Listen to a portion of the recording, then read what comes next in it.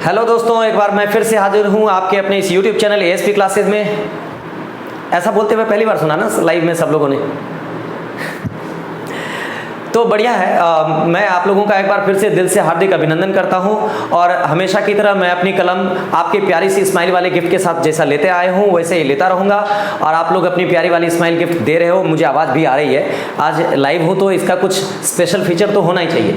अगर मैं यूट्यूब पर लाइव होता, अगर स्पेशली चूँकि मैं दूसरे ऐप पर लाइव हूँ, यूट्यूब पर अगर लाइव होता तो आप मुझे सिर्फ चैट कर रहे होते, अभी बोल नहीं पाते, लेकिन मैं भी आप लोगों की आवाज़ भी सुन सकता हूँ। ये मेरे लिए स्पेशल है।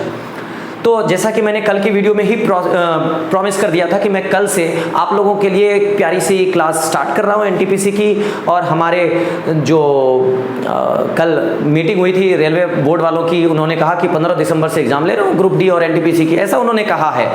तो हम लोगों को एग्ज़ाम से पहले खुद को पूरी तरह से तैयार कर लेनी है। कल आप लोगों की सिलेबस आप लोगों के टेलीग्राम चैनल पर दे दिया था। आप लोग में से जिनको भी नहीं मिला है, टेलीग्राम चैनल पे डिस्क्रिप्शन में लिंक है, क्लिक मारिए, जाइए और वहाँ से अपने सिलेबस को डाउनलोड कर लीजिए।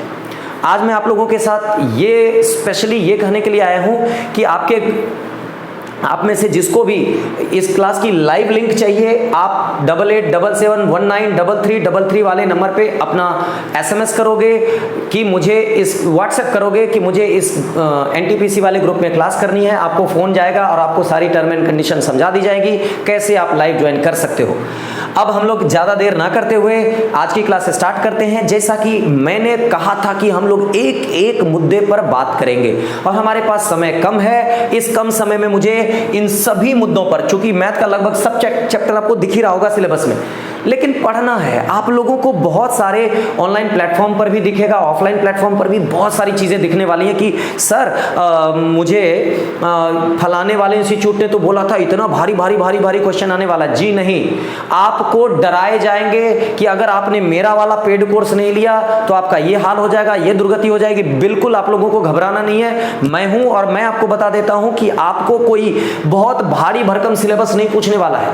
आपसे सिर्फ वैसे ही प्रश्न पूछे जाएंगे जिसको देखने के बाद आप चुटकी बजाते हुए कहोगे ये तो अविनाश सर ने बड़ा इजी वे में मुझे नहीं बताया था, ये तो तुरंत जाना है मेरा।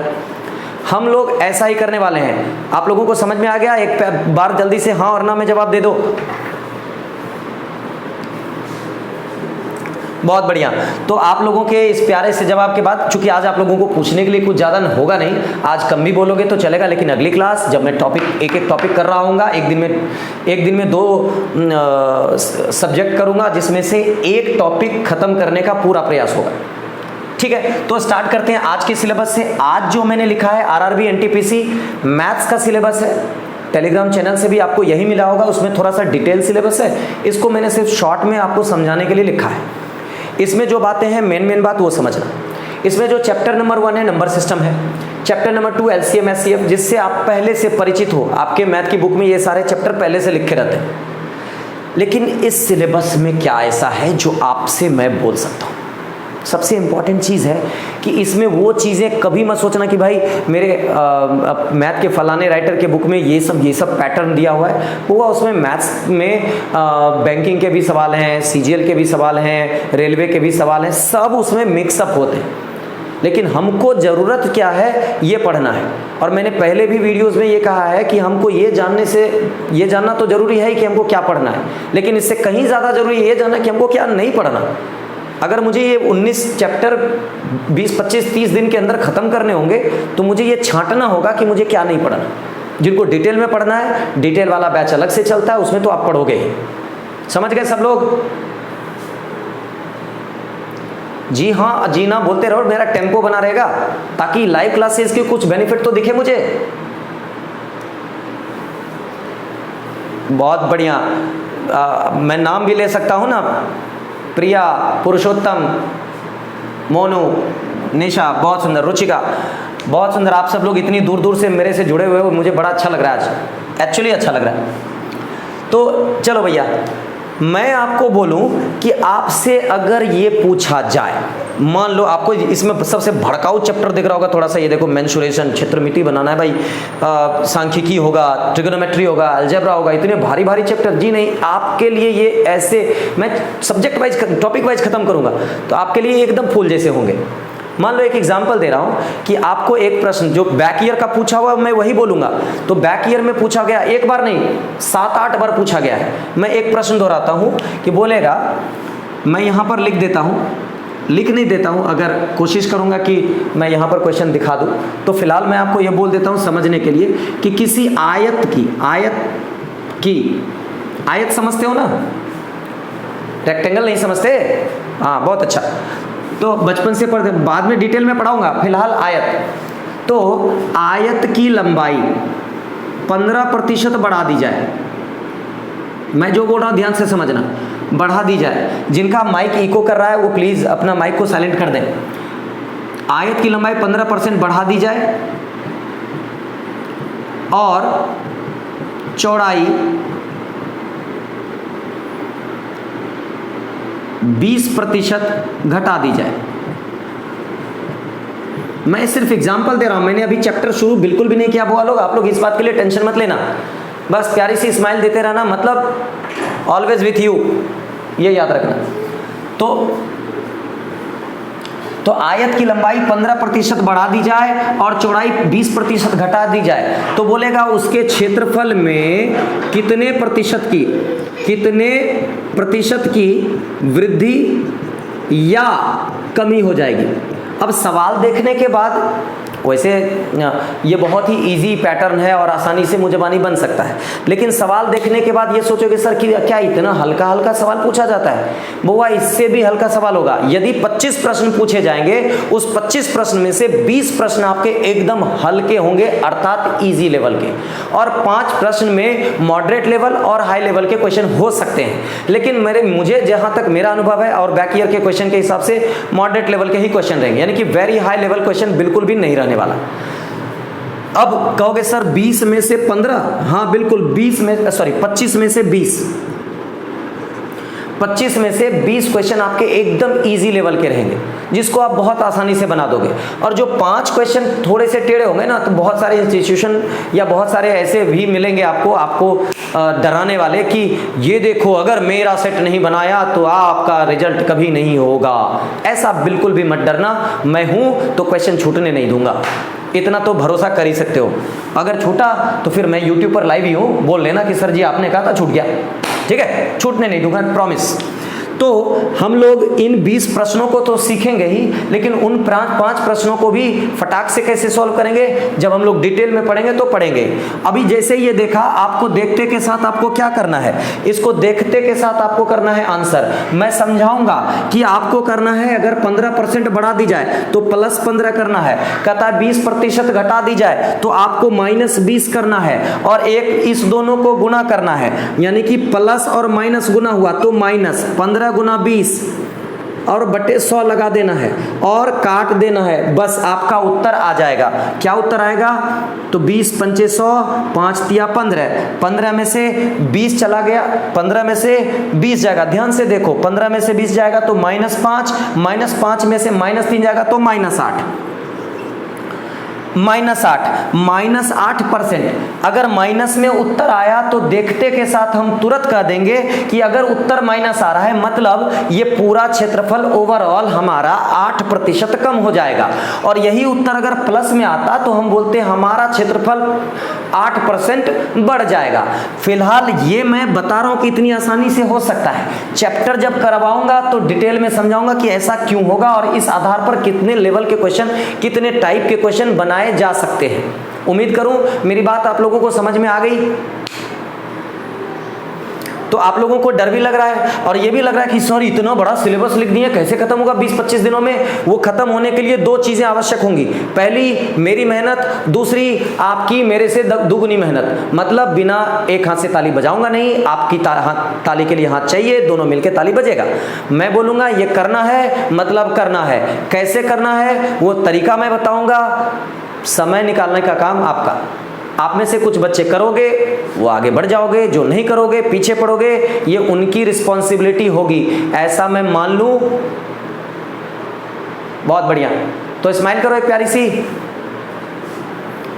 स्माइल वाली। तो हंसी की आवाज तो आई नहीं, ये तो YouTube है नहीं जो मैं ये सोच लूंगा चलो सबने हंस लिया होगा, है ना?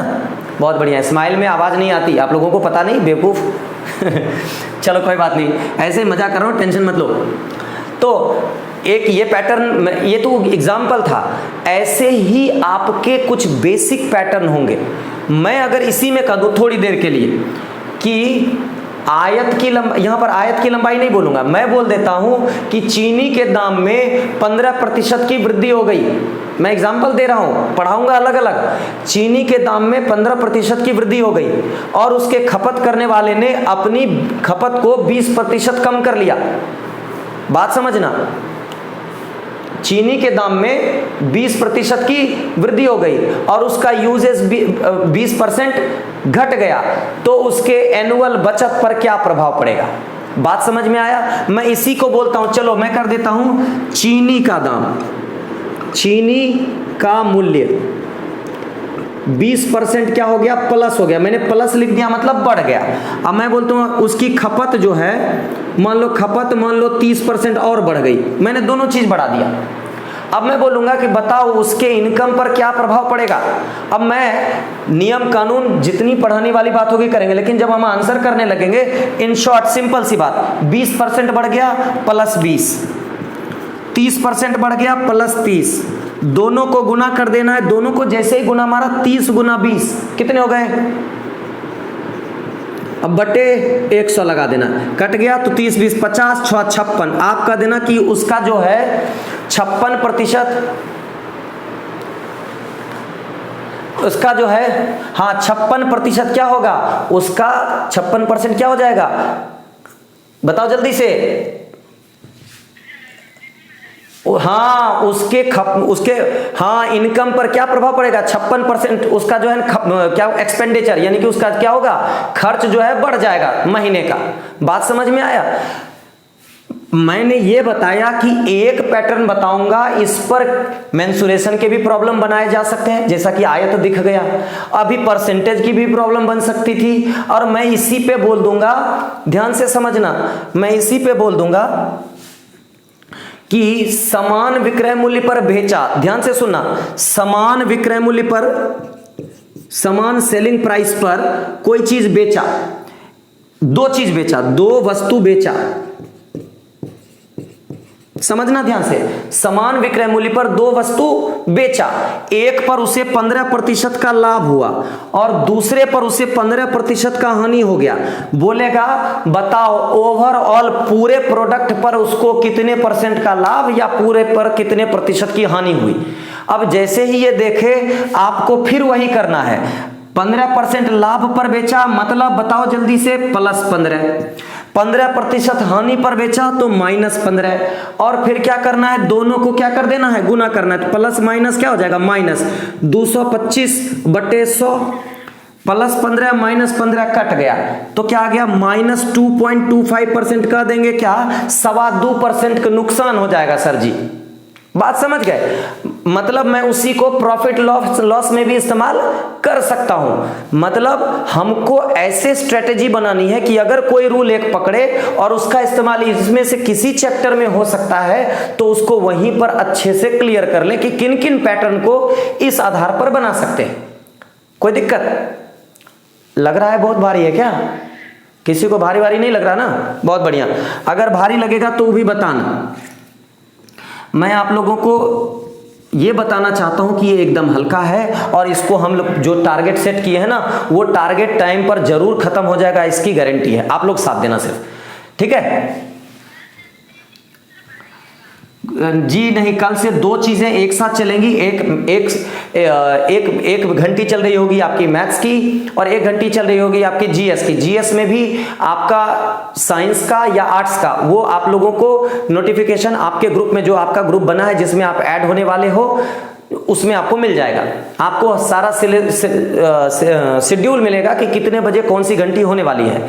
कल चूंकि हम लोगों की पूरी टीम लगातार लगी हुई है कि आप लोगों को कितना आसानी से सब कुछ जितनी जल्दी मिल सके। एक दिन में कभी कभी 3-3 क्लासेस भी होंगी, समझ गए?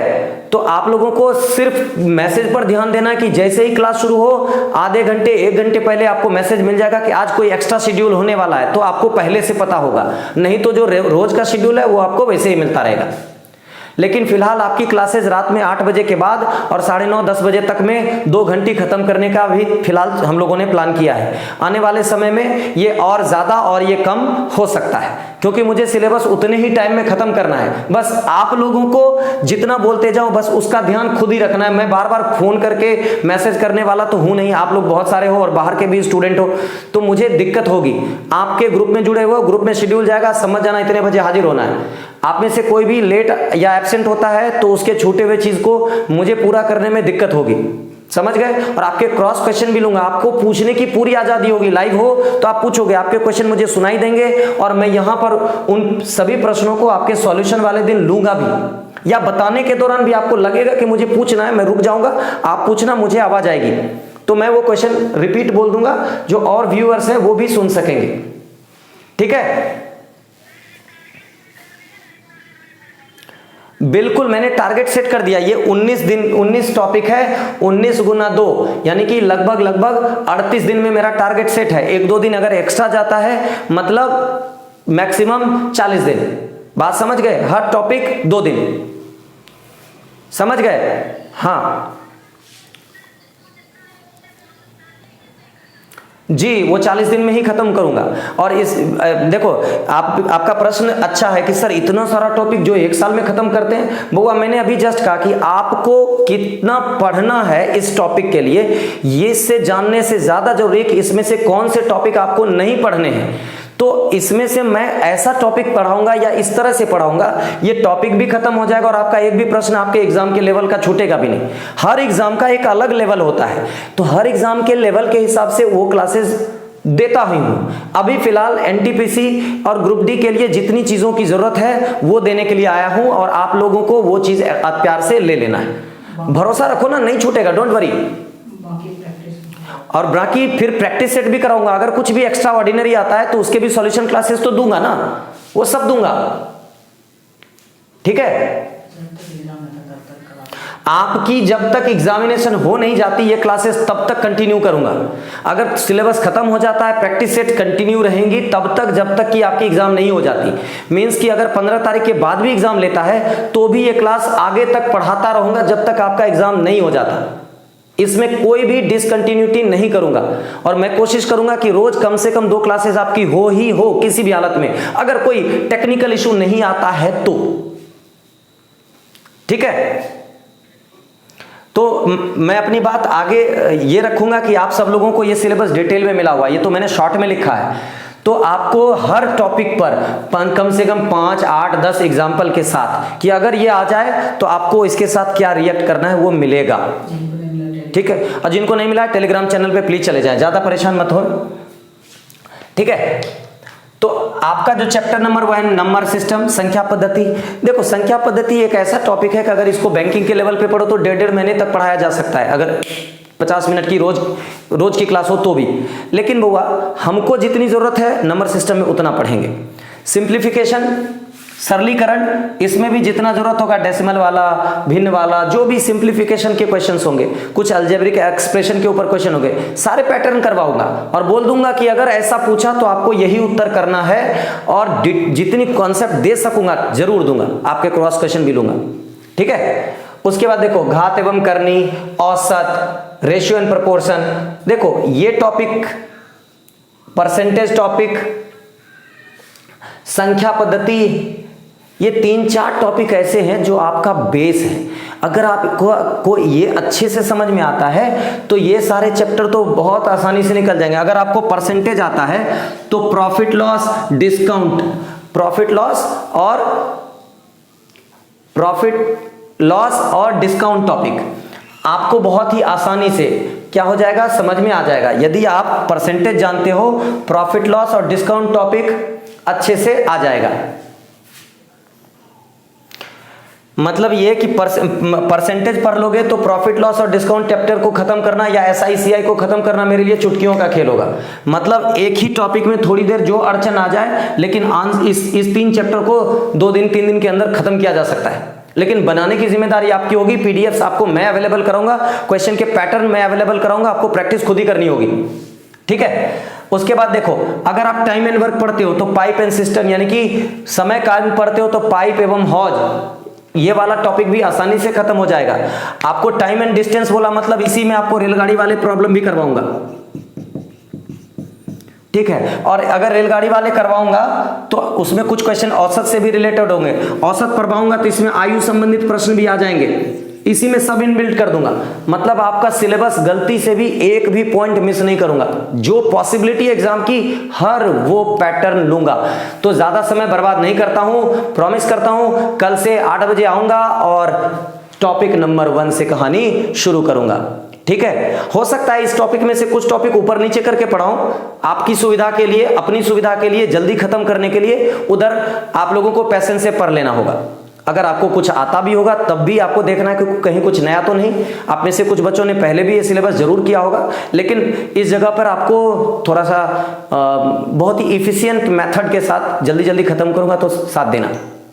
आप लोग अपना ख्याल रखोगे, स्माइल करते रहोगे, और जय हिंद बोलना मत भूलना मेरे साथ। जय हिंद मेरे दोस्तों।